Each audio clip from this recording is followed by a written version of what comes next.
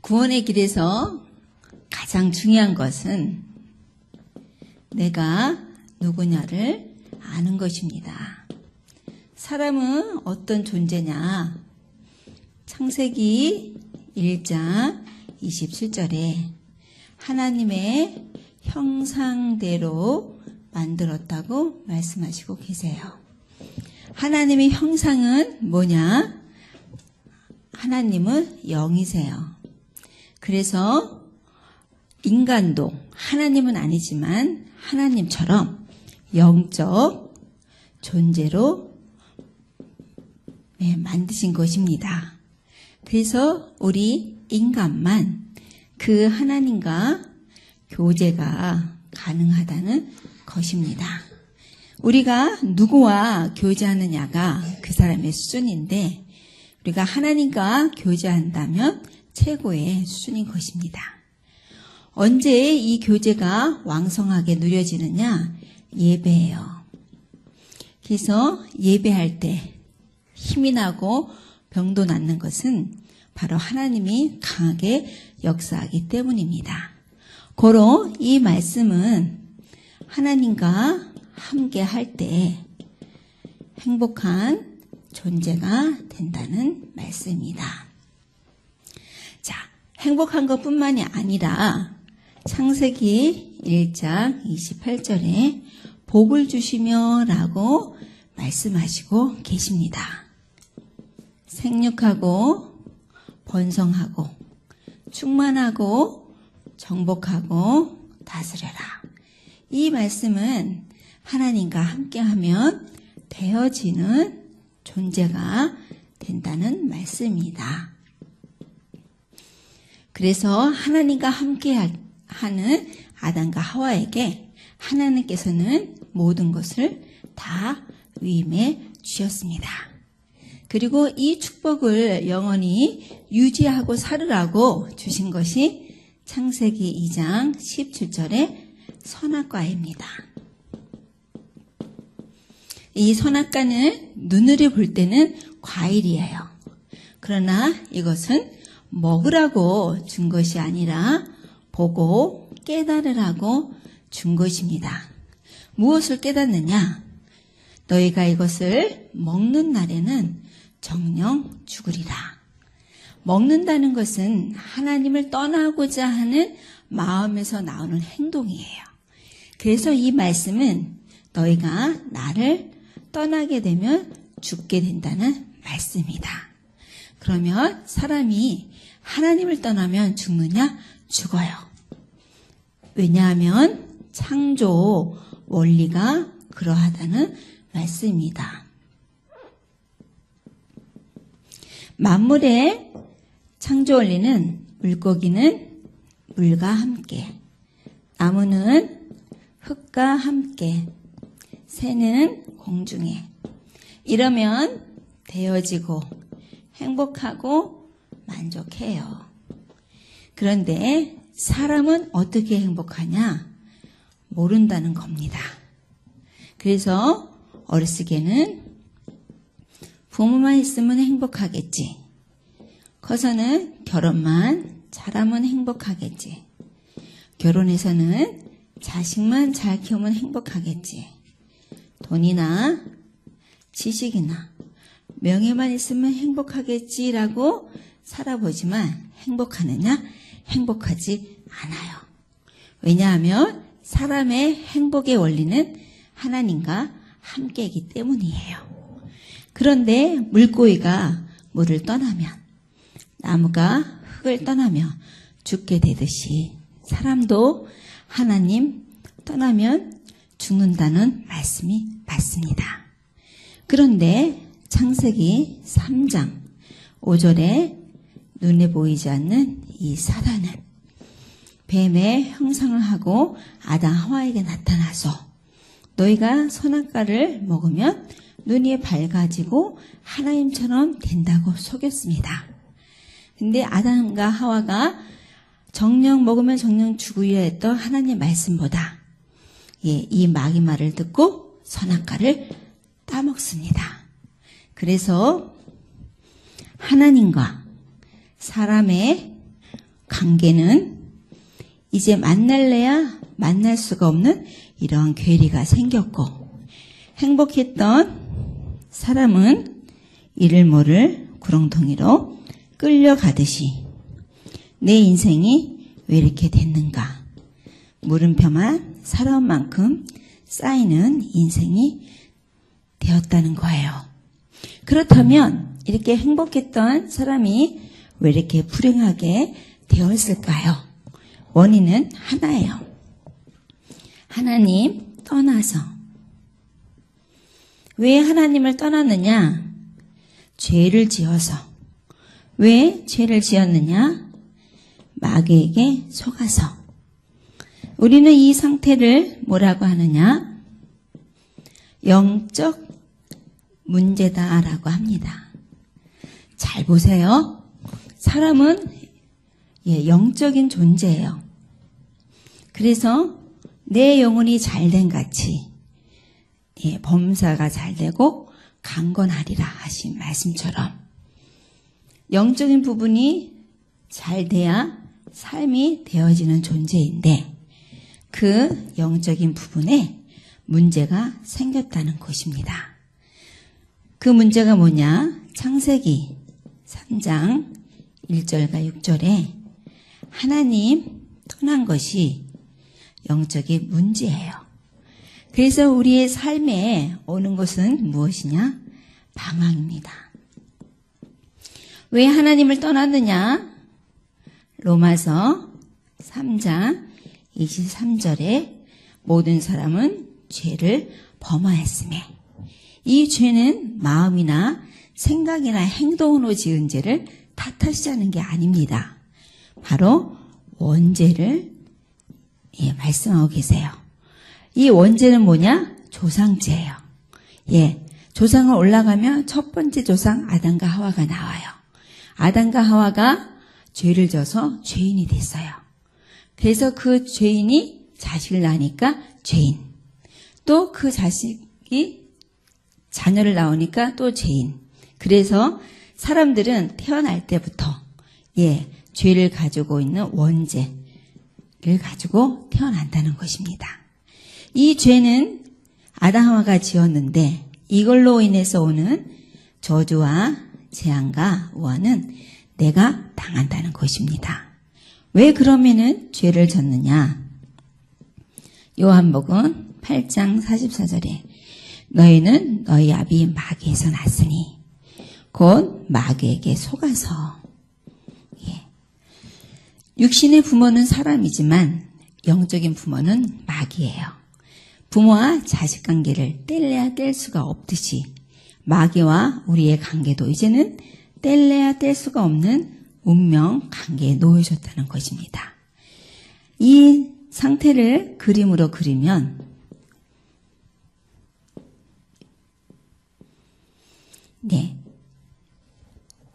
아담 하와를 속였던 마귀에게 장악된 상태예요. 이 상태에서 돈을 벌고, 이 상태에서 지식을 쌓고, 이 상태에서 명예를 얻고, 이 상태에서 결혼하고 자식 낳아요. 근데 마귀가 쪼이는 날 사람은 너무 힘들어져요. 그래서 이 문제를 해결하기 위해서 해결책을 찾는 것이 우상 숭배입니다. 점치고 굿하고 고사하고 제사하고 부적 붙이고 정한수 떠놓고 빌고, 또는 몇 자리 보고 방향 보고 날짜 보고, 또 하나님께 하지 않은 모든 종교적인 행위가 우상 숭배예요. 우상 숭배하면 어떻게 되느냐? 출애굽기 20장 4절 5절에 우상 숭배하면 3세대가 망한다고 말씀하시고 계십니다. 우상 숭배 하나 해보겠습니다.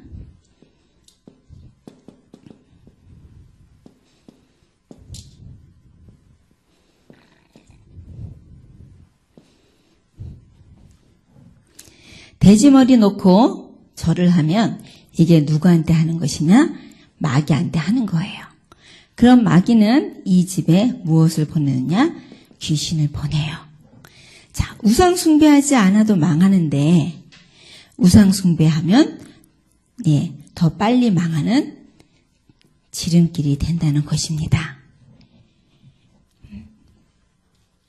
자식을 위해서 빈다고 생각하지만 이것은 자식을 더 빨리 망하게 하는 지름길이 된다는 것이에요. 어떻게 망하느냐? 안 그랬었는데 마음에 문제가 오기 시작합니다. 염려, 근심, 걱정, 노이로제, 스트레스, 좌절, 절망, 허무, 슬픔, 쓸쓸함 등등의 문제가 옵니다. 마음의 문제로 끝나는 것이 아니라 정신의 문제로 발달합니다. 우울증, 조울증, 공황장애, 대인기피, 대인공포, 정신분열, 정신착란 이런 상태의 처녀총각이 결혼하면 의처증, 의부증 오게 되어 있고요. 가해눌림, 환청, 환상, 목류병, 불면증, 간질, 강박증, 열등의식 등등의 문제가 옵니다. 그래서 예수님께서 마태복음 11장 28절에 수고하고 무거운 짐진 자들아고 말씀하셨어요. 그러나 다 내게로 오라. 내가 너희를 편히 쉬게 한다고 말씀하셨습니다. 자, 영적인 문제로 인해서 마음과 정신에만 문제로 끝나는 것이 아니라 마음과 정신이 이러니까 생활이 잘 될 리가 없겠죠. 생활에 문제가 옵니다. 무조건 집에만 있는 은둔형, 집 나가는 가출, 못 살겠다 자살, 이 사람이랑 못 살겠네 이혼, 또는 음란, 도박, 중독, 또는 각종 사고 등등의 문제가 옵니다. 이 스트레스가 몸에 번지니까 육신에 문제가 오겠죠. 암, 불치병, 희귀병, 또 에이즈나 마약으로 오는 각종 질병들.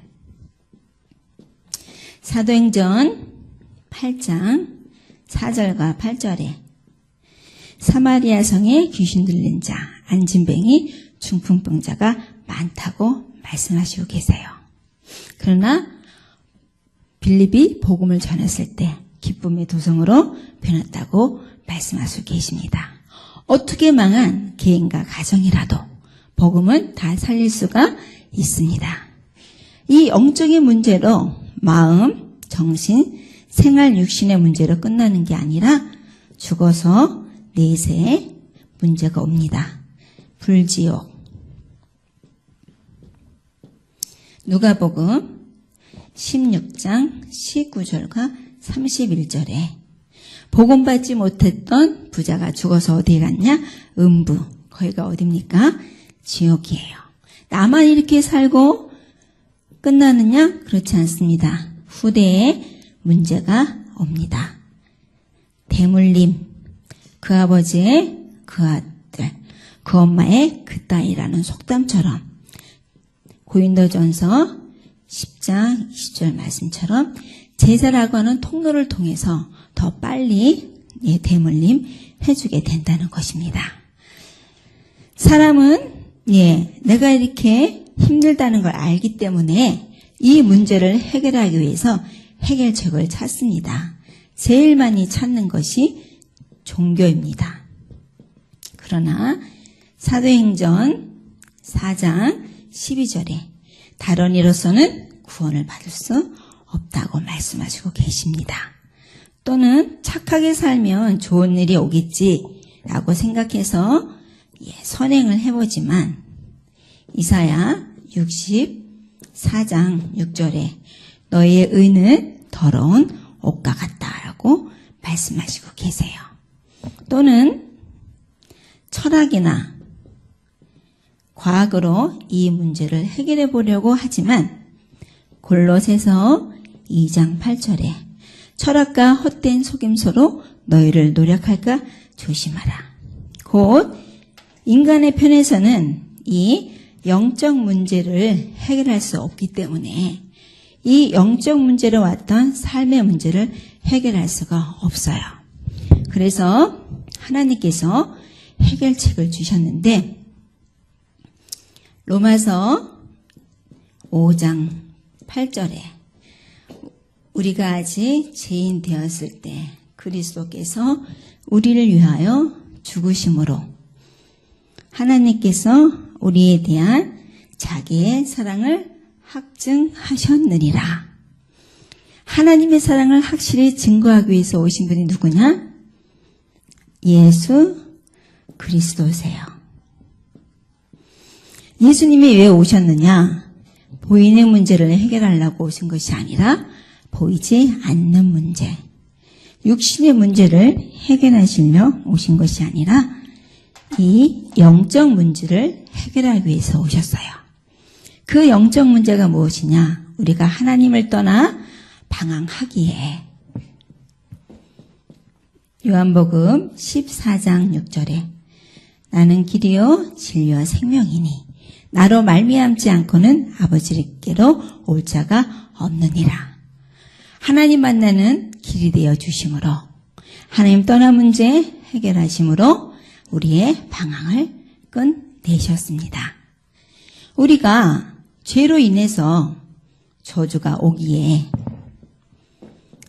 로마서 8장 2절에 그리스도 안에 있는 생명의 성령의 법이 죄와 사망의 법에서 너를 해방하였습니다. 말로 해방했느냐? 아니에요. 십자가에서 예수님께서 피 흘려 죽으시고 부활하심으로 우리의 죄 문제를 해결하심으로 우리의 저주를 끝내셨습니다. 우리가 마귀한테 속아서 운명에 묶여 있기에 요한 1서 3장 8절에 하늘과 땅에 권세를 가지시고 마귀의 일을 멸하심으로 우리의 운명을 끝내셨습니다. 그래서 우리는 이분을 누구라고 하느냐? 예수 그리스도. 예수는 이름, 그리스도는 직분. 박근혜 이름, 대통령 직분이듯이 예수라고 하는 이름의 뜻은 구원자, 그리스도라고 하는 이름의 뜻은 기름, 부음, 받은 자. 예수님이 오셔서 하셔야 할 이 세 가지 일을 예수님이 오시기 전에 하나님이 일시적으로 이 문제를 해결할 수 있는 직분자를 세우셨는데 그 직분자가 누구냐? 선지자, 제사장, 왕이에요. 이 선지자, 제사장, 왕에게 임명을 어떻게 했느냐? 기름을 부어서 임명을 했어요. 그래서 이들은 누구냐? 기름 부음 받은 자들이에요. 그럼 선지자가 한 일은 뭐냐? 백성들이 길을 찾고 싶을 때 하나님께 물으러 나와야 하는데 구약에는 하나님이 백성을 일일이 만나주지 아니하시고 당신의 뜻을 선지자에게 알려주셨어요. 그렇다면 백성이 하나님 만나는 방법은 누굴 찾아오는 걸까요? 선지자. 그런 선지자는 하나님께 묻고 하나님 선지자에게 대답해주고 선지자는 백성에게 알려줘요. 곧 선지자는 백성과 하나님을 연결해주는 길이 되어주셨듯이 우리도 하나님을 떠나 방황했는데 예수님이 하나님 만나는 길이 되어 주셔서 하나님 떠난 문제 해결하심으로 우리의 방황을 끝내셨다면 구약의 세 직분 중에 예수님이 어떤 직분을 행하신 것과 같을까요? 선지자. 기름 부음 받아서 하나님 떠난 문제 해결하심으로 우리의 방황을 끝내신 이 선지자의 일을 예수님이 하셨기 때문에 기름 부음 받은 선지자 일을 했다는 뜻으로 그리스도라고 합니다. 구약에 죄를 지으면 양을 제사장에게 데려와요. 그럼 이 죄인이 양에게 안수를 해요. 그럼 이 죄인의 죄가 양에게로 전달됩니다. 그럼 죄가 있는 양을 제사장이 목을 따고 그 피를 하나님이 계시겠다 한 지성소 안에 있는 언약궤에 뿌리면 피는 양의 피인데 이 양을 데려온 죄인의 죄를 용서해 주셨어요. 곧 제사장은 죄를 사하여 주는 일을 했듯이 우리도 죄로 인해서 저주가 왔는데 예수님이 친히 어린 양처럼 당신이 십자가에서 피 흘려 죽으시고 부활하셔서 이 죄의 문제를 해결하심으로 우리의 저주를 끝내셨다면 구약의 세 직분 중에 예수님이 어떤 직분을 행한 것과 같을까요? 제사장. 기름 부음 받아서 죄 문제를 해결하심으로 우리의 저주를 끝내신 이 제사장의 일을 예수님이 하셨기 때문에 기름 부음 받은 제사장 일을 했다는 뜻으로 그리스도라고 합니다. 구약에 적이 쳐들어오며 왕이 직접 나가서 적을 물리쳤듯이 우리의 적, 보이지 않는 마귀한테 속아서 운명에 묶였었는데 예수님이 하늘과 땅에 권세를 가지시고 이 마귀를 멸하심으로 우리의 운명을 끝내셨다면 구약의 세 직분 중에 예수님이 어떤 직분을 행하신 것과 같으냐? 왕. 기름 부음 받아서 마귀를 멸하심으로 우리의 운명을 끝내신 이 왕의 일을 예수님이 하셨기 때문에 기름 부음 받은 왕의 일을 했다는 뜻으로 그리스도라고 합니다. 곧 예수님께서 선지자로서 하나님 떠난 문제 해결하심으로 우리의 방황을 끝내셨고 제사장으로서 죄의 문제 해결하심으로 우리의 저주를 끝내셨고 왕으로서 마귀를 멸하심으로 우리의 운명을 끝내셨습니다. 그러므로 삶의 근본 문제가 되는 이 영적 문제를 해결하셨으므로 이 영적 문제로 왔던 이 삶의 문제는 어떻게 되느냐? 다 끝난 것입니다. 요한복음 19장 30절에 예수님께서 다 이루었다고 말씀하셨어요. 바로 영적 문제를 해결했기 때문에 우리의 모든 삶의 문제는 다 끝난 것입니다. 판사가 너는 무죄야 꽝꽝 두드리며 무죄이듯이 영적 문제가 해결됐기 때문에 삶의 문제는 끝났습니다. 예수님께서 마귀의 머리를 박살내셨어요.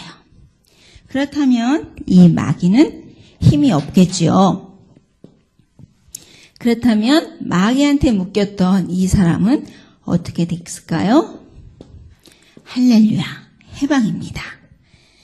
이 사람이 여기서 빠져나오기 위해서 스스로 한 것이 있나요? 없어요. 다만 내가 여태까지 왜 힘들었지? 하나님 떠나서 죄 때문에 마귀한테 묶여서 그런데 예수님께서 십자가에서 피 흘려 죽으심으로 죄를 해결하시고 마귀를 멸하심으로 하나님 떠난 문제 해결하심으로 내가 이렇게 해방되었구나. 예수님이 하신 사실을 믿기만 하면 되는 것입니다. 그래서 요한복음 3장 16절에 하나님이 세상을 이처럼 사랑하사 독생자를 주셨으니 누구든지 그를 믿는 자는 멸망치 않고 영생을 얻게 하신다 말씀하셨어요. 어떻게 멸망하지 않느냐? 믿을 때 누구를? 그를. 그가 누굽니까? 예수님께서 근본 문제가 되는 이 영적 문제를 해결하신 그리스도 일을 하심으로 모든 문제를 다 끝냈다는 사실을 요한복음 1장 12절에 영접하는 자, 곧 그 이름을 믿는 자는 하나님 자녀가 되는 권세를 주셨으니 어떻게 하나님의 자녀가 됩니까? 믿을 때 누구를? 그를. 그가 누굽니까? 예수님께서 근본 문제가 되는 이 영적 문제를 해결하신 그리스도 일을 하심으로 모든 문제를 끝냈다는 사실입니다. 그래서 로마서 10장 9절 10절에 이 사실을 마음으로 믿어 의에 이르고 입으로 시인한 즉 구원을 얻겠다 말씀하시고 계세요. 그럼 우리가 할 거는 하나겠지요. 계시록 3장 20절 말씀처럼 볼지어다 내가 문 밖에서 두드리노니 누구든지 내 음성을 듣고 문을 열면 내가 그에게로 들어가 그로 더불어 먹고 그런 나로 더불어 먹으리라. 먹을 때 기분 좋지요? 예, 잔치하는 인생이 되게 하신다는 말씀입니다. 예수 그리스도를 마음속에 영접할 때 하나님의 영이신 성령이 들어오세요. 우리는 이것을 무엇이라고 하느냐? 구원받았다라고 하는 것입니다. 그렇다면 구원받은 하나님의 자녀, 구원받은 자의 축복을 알아야겠죠. 첫 번째, 예수님을 영접할 때 우리는 하나님의 자녀가 됩니다. 이 말씀은 망할 수 없다는 말씀이에요. 요한복음 1장 12절. 두 번째, 하나님이 우리 안에서 가만히 계신 게 아니라 우리를 인도해 주세요.